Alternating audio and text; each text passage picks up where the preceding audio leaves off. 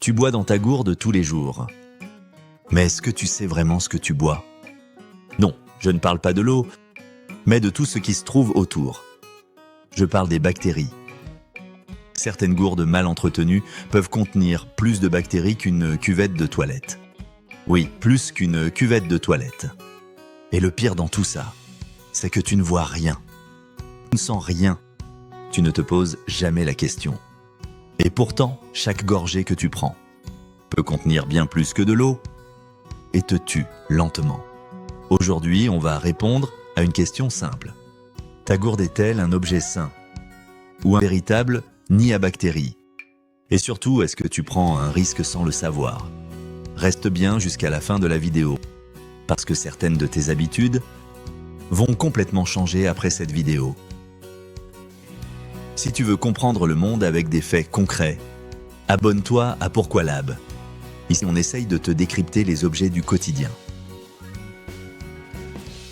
La gourde n'est pas un objet récent. Elle existe depuis des milliers d'années. Dans l'Antiquité, les soldats transportaient leur eau dans des contenants en cuir ou en peau animale. Ces gourdes étaient pratiques, mais difficiles à nettoyer. Elles retenaient l'humidité, les odeurs.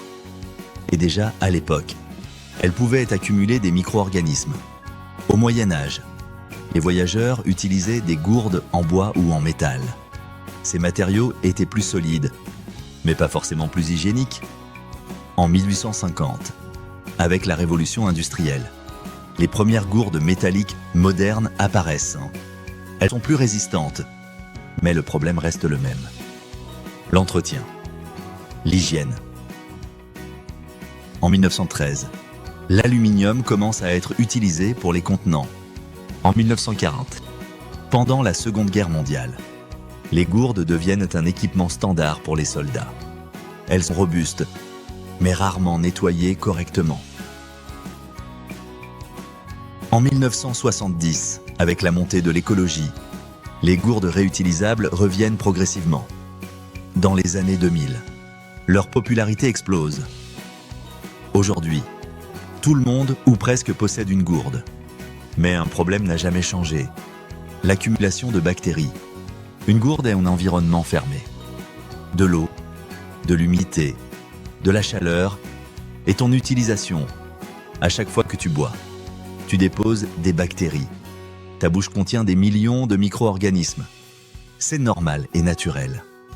Mais dans une gourde, il reste, il s'accumule, tu refermes, tu attends, et pendant ce temps, rien ne disparaît. Au contraire, tout reste. Et parfois, tout se développe. Les bactéries adorent 3 choses. L'humidité, la chaleur, les nutriments, et ta salive contient exactement tout cela. À chaque gorgée, tu ajoutes une couche supplémentaire. Encore et encore. C'est progressif. Presque invisible, silencieux. Des études ont montré que certaines gourdes contiennent des centaines, de milliers de bactéries par centimètre carré. Mais attention, toutes les bactéries ne sont pas dangereuses. Certaines sont déjà présentes dans ton corps. Le vrai problème, c'est l'accumulation. Plus tu attends, plus ça s'accumule, plus ça s'installe, plus ça devient problématique. Et un facteur change beaucoup de choses. Le matériau. Toutes les gourdes ne réagissent pas de la même façon. Le plastique. Le plastique est léger, pratique, très utilisé. Mais il se raye facilement. Ces micro-rayures deviennent des refuges pour les bactéries. Elles s'y accrochent, elles s'y installent, et elles sont plus difficiles à éliminer. Avec le temps, une gourde en plastique peut devenir un environnement favorable, surtout si elle est mal entretenue. Encore plus avec des boissons sucrées. L'inox, solide, durable, très populaire. Sa surface est plus lisse, les bactéries s'accrochent moins facilement. Mais elles sont quand même présentes. Sans nettoyage, elles s'accumulent aussi. L'inox limite l'accumulation des bactéries, mais ne les supprime pas. Le verre, très lisse, non poreux, très facile à nettoyer. Les bactéries adhèrent difficilement. C'est l'un des matériaux les plus hygiéniques. Mais il est fragile. Et parfois moins pratique au quotidien. L'aluminium, souvent recouvert d'un revêtement intérieur. Tout dépend de l'état de ce revêtement. S'il est abîmé, il peut favoriser l'accroche, et donc l'accumulation. Les gourdes avec paille, très pratiques, mais plus complexes. Plus de recoins, plus de zones difficiles à nettoyer, donc plus de risques. Peu importe le matériau, et peu importe la forme de la gourde, parce qu'elles permettent de faire chaque année l'économie de millions de bouteilles. Les gourdes réutilisables ont aujourd'hui le vent en poupe. Un Français sur 2 en utilise une. Mais une question se pose.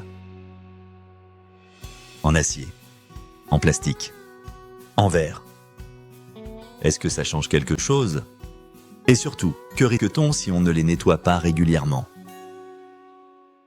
La gourde est devenue un accessoire du quotidien. Une percée fulgurante. Adieu bouteille en plastique. Place à une hydratation plus responsable, plus écologique, plus durable. Aujourd'hui, on emmène sa gourde partout. Au travail, à l'école, au sport, en sortie, en voyage. Elle fait partie de la routine et ce n'est pas juste une mode. C'est aussi un choix écologique. Une seule gourde utilisée tous les jours peut éviter environ 500 bouteilles plastiques par an. C'est énorme, mais une question importante se pose. Est-ce que c'est vraiment écologique? Oui, mais sous certaines conditions. Une gourde a un impact à la fabrication. Extraction des matériaux, production, transport. Par exemple, l'inox demande beaucoup d'énergie à produire. Le vrai facteur, c'est l'entretien. Un inox sale reste sale. Un plastique bien nettoyé peut rester sain. Tout dépend de ton usage. Mais il y a un endroit encore plus important. Le bouchon, le goulot, les joints. Ce sont les zones les plus critiques. Humides, fermées, difficiles à nettoyer. C'est là que les bactéries se concentrent le plus. Pas dans l'eau, mais sur les surfaces. Si tu ne démontes jamais ta gourde, tu laisses ces zones devenir des réservoirs de microbes. Et chaque gorgée passe par là. Boire toute la journée, ne jamais nettoyer, laisser de l'eau stagnante. Fermer la gourde humide, la transporter dans un sac chaud, ajouter du sucre, partager, ne pas sécher. Tout cela accélère la prolifération. Alors est-ce dangereux? Dans la majorité des cas, non.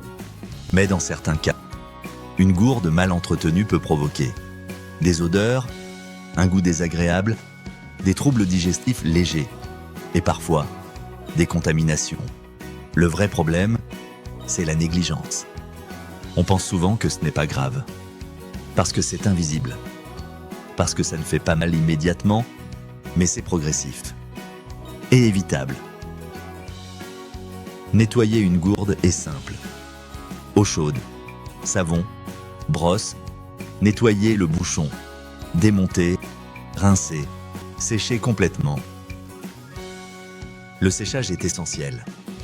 Sans séchage, l'humidité reste et les bactéries aussi.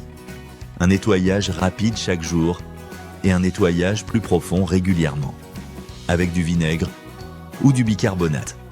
La régularité change tout. Adoptez les bons réflexes. Vider chaque jour. Ne pas laisser stagner. Nettoyer après utilisation. Éviter le sucre. Sécher. Ne pas partager. Remplacer si abîmé. Ce sont des gestes simples, mais efficaces. Depuis des milliers d'années, le problème est le même. Transporter de l'eau est simple. La garder propre est plus difficile. Aujourd'hui, tu as toutes les informations. Tu as les solutions. Tout dépend de toi. Ta gourde n'est pas dangereuse, mais elle peut le devenir. Pas à cause de l'objet, mais à cause de ton utilisation. Ce n'est pas ce que tu bois, c'est comment tu bois et comment tu entretiens. Si cette vidéo t'a appris quelque chose, abonne-toi à Pourquoi Lab, like la vidéo et dis-moi en commentaire quel objet du quotidien tu veux qu'on analyse.